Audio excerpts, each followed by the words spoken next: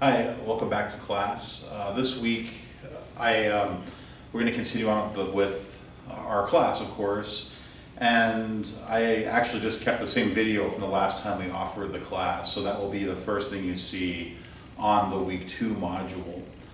As you're going through that, this is the first time actually I never had to send an email out in the first week telling people not to start responding to emails, so that's kind of nice.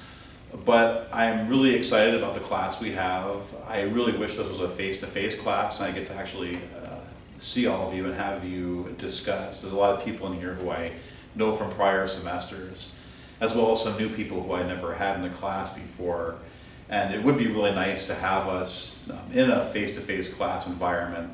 However, I'm pretty confident we can build a great online community through this class this semester.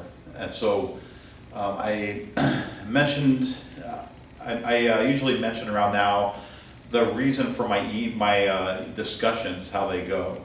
So last week you post your initial discussion thread, and this week you're going to follow through on 3 separate days of responses. So 3 unique responses at least. And so if you log on one day and you find 1 or 2 students to respond to, that'd be great. And then the next day, you could come back and see if anyone responded to your response. If so, maybe you can have a conversation, or you can start responding to somebody else. And this is done so we can have this build like a real discussion. Hopefully, if things are working right, people are logging on numerous times a week, and a thread will work down with responses and responses to responses. And then we have some questions being answered and some deep learning taking place. So all it's going to take is for you to log on 3 times on 3 different days and have at least a response to each thread, 1 per day as a minimum. And I say as a minimum, I would prefer you to do that more often, but that would be fine if you just do it 1 on each of those days. And again, that's to build a sense of community with this class. I really like online learning environments. They are a little strange to start off at first because we don't get to see each other, so you don't get to see my feedback, and I have to respond on email if I'm going to respond. Otherwise, I try to let things just happen the way they are. I really do take the belief of a teacher being a guide from the side as the most important aspect of my job. And so if I see something that I need to mention, I will. Otherwise, I will let things just organically go. For emails, I do want to discuss, there has been a change with D2L. In prior semesters of my classes in particular, I expected everybody to send me an email in D2L only. There was an administrative decision, had nothing to do with me, so I mean, it's one thing I have to just deal with here, but they decided to not use emails in D2L. Apparently a lot of teachers weren't using that, and it just wasn't a useful function for most of the faculty. And so as of now, that's not being supported. So if you send me an email, it will have to go through my BHSU email, stephen.djoya@bhsu.edu. If to make it easier for me, in the subject line, if you put the name of this class or something related to the class, so that way I can file it easier and make sure I get to it.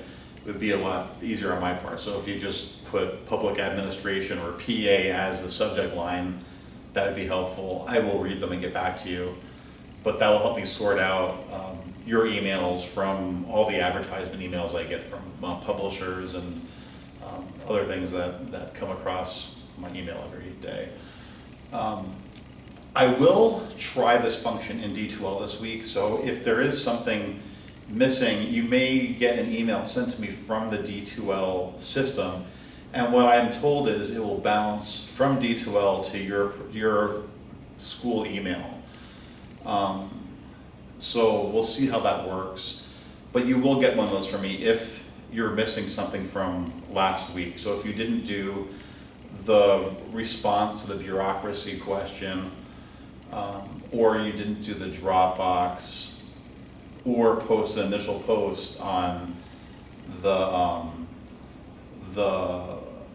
reading we had last week, I will send you an email probably on Monday, and like I said, it should go to your regular email.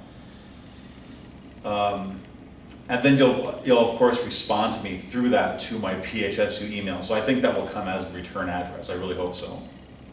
If not, we'll figure this out, but I do want to see how that works out. Again, that was a decision that was above my level, but I think we'll be fine with that. I still will reach out to you about anything missing.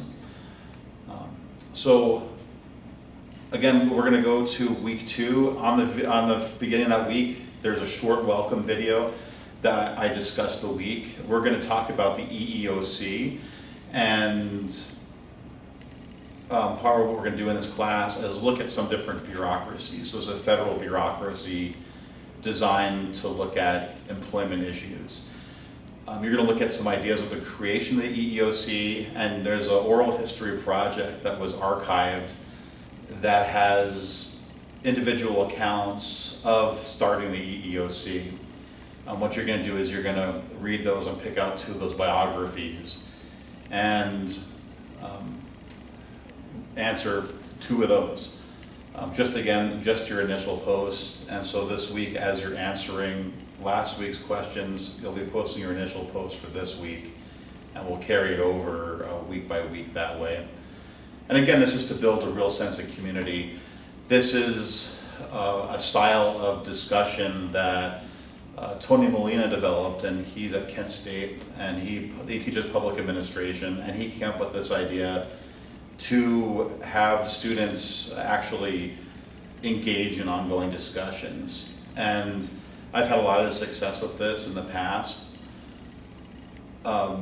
Usually there's some hiccups at the beginning of the semester, and like I said at the beginning of this recording, this is the first semester I don't have any hiccups to address. So, pat yourself on the back. Wonderful job. And I'm really excited to get going with this class. As you can see from the first week, a big thesis of this class is the idea of public administration is to deal with problems. So it's to deal with problems that are defined and how to go ahead and work with those problems and fix them.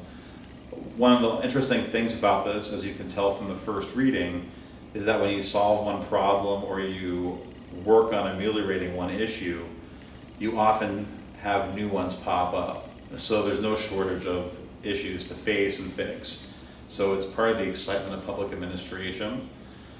Another part I will actually get to in the video for next week. So I'm going to discuss a little bit about some of the reason why you're studying this class. So I know a lot of you are studying human services with the idea of going into service.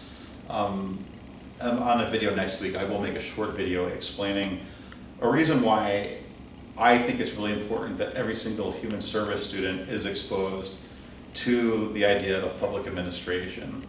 Also, why political science students should be interested in public administration. And of course, sociology students have an important reason to be involved in this. So with that, I'll let you go for the week. And if you have any questions, please go ahead and send me an email at steven.djoya@bhsu.edu. Thank you.